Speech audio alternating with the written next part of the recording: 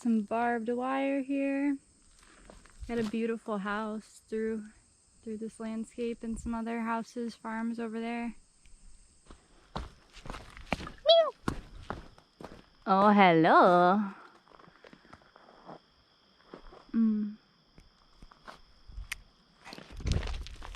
I am enjoying myself a little too much.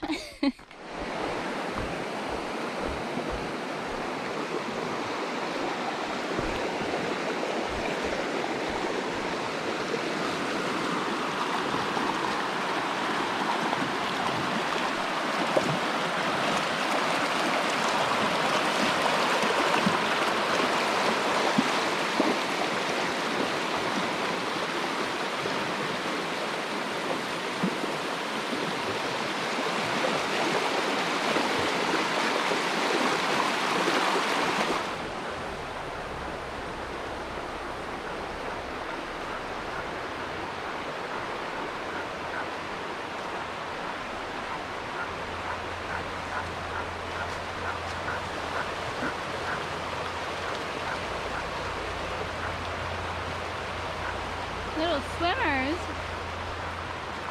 Oh my.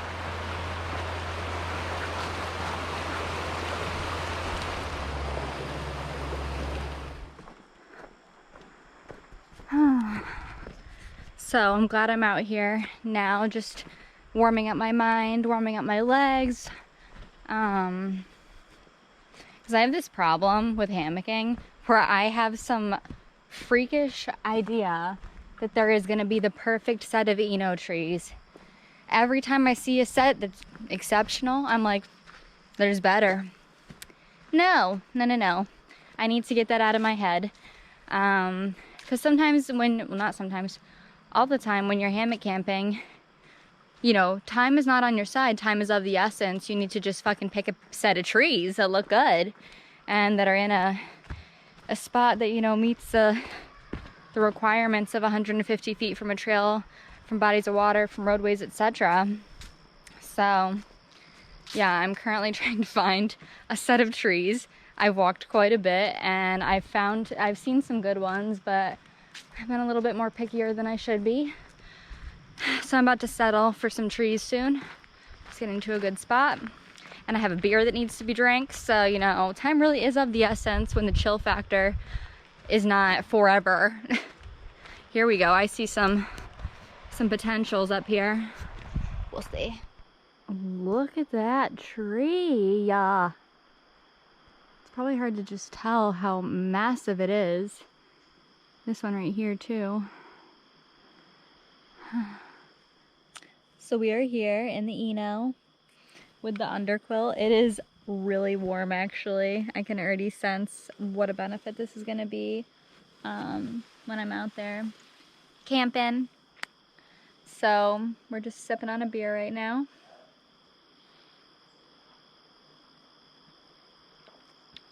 Good old treehouse. Thanks to a friend for hooking it up for me.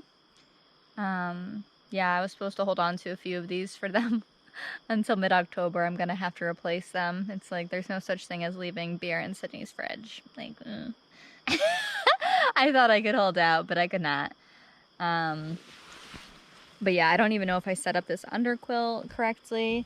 I'd say one of the biggest things that I'm trying to be mindful of as I prepare for a 2-day backcountry camping trip solo is being prepared and understanding how to use my gear, because you don't ever want to get out somewhere after spending a ton of money on all this stuff and then be like, I don't know how to freaking use this stuff and I don't have service so I can't look it up. Plus, oh, excuse me. Plus you're working on limited battery. Even with the portable battery, like you never want to be fiddling around doing shit you don't need to be doing. So yeah, prepare ahead of time. So I have my Garmin InReach Mini. So this is an SOS device, two-way messaging, SOS two-way text messaging, navigation, tracking. You can drop waypoints and stuff like that. It's just like a peace of mind device where, like, you know, if you're out in the middle of nowhere without any service, shit hits the metaphorical fan. you have an out. You have a way to contact someone. Hopefully they're able to find you. But yeah, this thing was not cheap. I'm sure it is 100% worth the money. You also need to get a subscription for it, which is interesting. But, you know, I'm not going to put a price on my life. I fucking love life. And I'm not willing to cut corners when I do these things. Like, people always, like, think I'm, like, fucking crazy for, like, going out and camping by myself, hiking by myself. And yeah, to some extent, I get it. Like, even like a month ago, 2 months ago, I would have been like, yeah, I would never fucking do that. I would never go camping by myself, like, not even in the campground. And then my first solo camping trip, I'm in the middle of the backcountry by myself, like, not even at a campground. And it was really scary. But you know, when you're out there deep enough and like people become less of a concern, I think you become a little bit more calm. Because I think we're all just scared of each other, to be honest. Because let's face it, we all know that there's people out there that don't have a good awareness for the well-being of others. They do not care about the well-being of others, and they would prefer to harm other people. And that's all I'm going to say on that topic. So, you know, I carry like bear spray, a knife, and just a sense of resilience and quiet confidence that whatever the heck happens out here, I am 100% committed to getting out of here and taking care of myself. Like, people are always surprised when they see me out here doing these things alone, and I'm just like surprised that they're surprised, because it's like, what did you think? That I was going to sit inside the rest of my life and not do anything? Like, no, I don't think so. Yeah, I mean, there's certain things I definitely would not do alone. Like, in a lot of regards, it is pretty safe out here. I don't really have to worry about a lot. Animals are not that big of a concern for me. I feel like they mostly want to stay the heck away from you. So as long as you don't have like food and stuff everywhere, you don't really have much to worry about in that regard. The bear spray is mostly for people, to be honest. Like, let's be real. That stuff shoots like 10 feet, and I will be taking you down if you approach me with aggression. Speaking of, I should have my bear spray right now, and I don't. Whatever, I have a knife on my belt waist. Always prepared. And yeah, I forget what else I was gonna say. I got the Tevas on. His family was like complimenting me. They're like, "Oh, I love your Tevas," and I'm like, they're like, "Are they hiking shoes?" And I just like laughed. I'm like, God, no, they are not hiking shoes. They have the worst support. These are literally slippers that you're supposed to slide on when you're done moving. But they're so comfy. I cannot get myself to not wear them. I brought sneakers, decided not to wear sneakers. But this underquilt is hitting the spot. It's pretty warm, just like this. And then I'm gonna have a sleeping bag. I got a super lightweight sleeping bag. I don't know, like, I love being outside. There's just something about it that just makes me forget about everything else and just like focus on me and like tune into the sounds around me. And I don't know, it's not for everyone, I can tell you that. If this is not your cup of tea, don't do it, because even the people that like being out here have those moments where they're like, I want to be in my fucking bed with 4 walls surrounding me, or like a slice of pizza in my hand. And that is not always the case out here. Like, obviously there are no walls to surround you. It's open space. Maybe you have some trees here and there that create some walls, but not really. But yeah, always make sure you have like a bunch of food with you too. Like, I got a ton of good food to cook, and you know, water purifying system. Like, make sure you're comfortable. I think that's the biggest thing with enjoying yourself out here, is making sure that you're prepared with the tools that you need to get by for whatever time period you're gonna be outdoors. I'm so excited. I'm like very excited and nervous at the same time.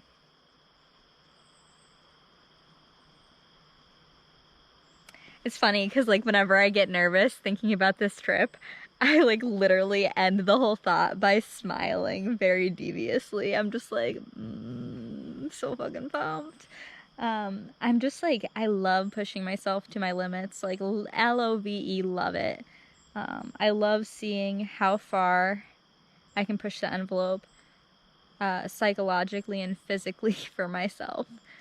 And it's actually kind of freaky. Like once you start pushing that limit and then hitting it and then going past it, you're just kind of like, oh my god, like what am I gonna do next? It's like, who the fuck knows? Who the knows? Ton of mushrooms over here.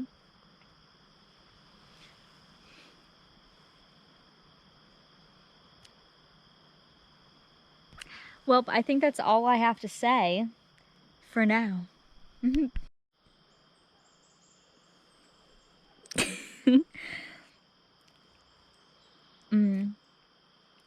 It is so nice out here. I just like never want to leave. Like literally in the middle of nowhere.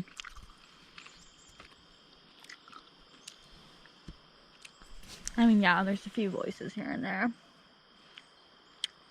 I want to see if people are camping over there. I'm not feeling that social. Family earlier seemed way too eager to get out of here, in my opinion.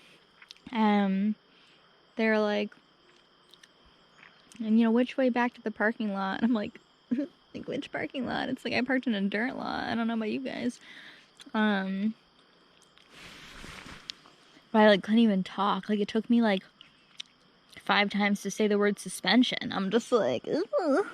Like just forget it. I'm talking about the bridge. You all know there's only one freaking bridge on this trail that I know of. I swear to God, I'm gonna die from eating these gummies. They're like the best thing that has ever happened to me. And no, for all you people that are like, are those marijuana gummies? No.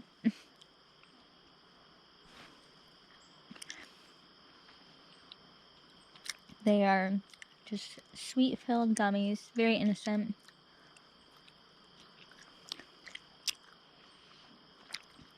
I really don't need to get high when you're out here. This is like the high, being out here, alone, relaxing, in the hammock,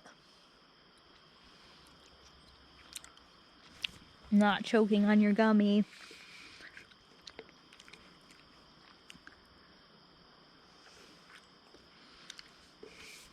Sad, I actually have to wrap up soon, so I'm like not out here in the dark because I don't have a headlamp with me, I don't think.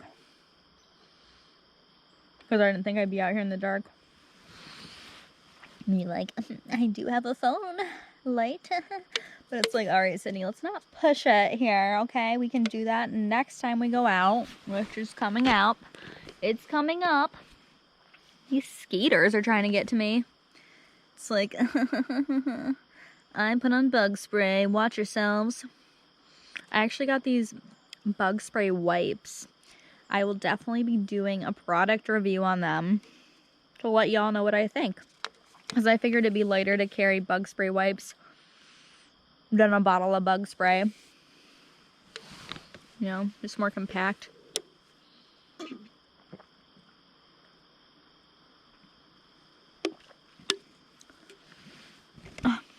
Cliff Bar, I'm so hungry. So I'm about to use my Kula cloth. It's an antimicrobial cloth for females when they have to pee outside. You use this black side right here. The outside is for decoration. You do have to wash it from time to time, but it's pretty nifty. And they say whenever you see someone else with a Kula cloth, smile at them. I've gotten mixed reactions when I tell people about my Kula cloth, and this is my first time using it. So I'll let you know what I think, but I think I'm gonna like it. All right, so I just used my Kula cloth. And the verdict is I love it. It is so soft on that area. And like, honestly, like, you know, from what I understand, urine is relatively sterile. So there's not much like grossness factor of it. But let's face it, like if you're out here backcountry camping, hiking, I think you're over those little nuances that would skeeve most people out. And it's not gonna smell that bad. Like I just have it hooked on the outside of my bag right here. Not too worried about it, to be honest. As long as you stay hydrated, your urine is pretty much like odorless. So not too much to worry about in that regard. And yeah, of course you have to wash it from time to time. But I think it's just a great thing to have, so.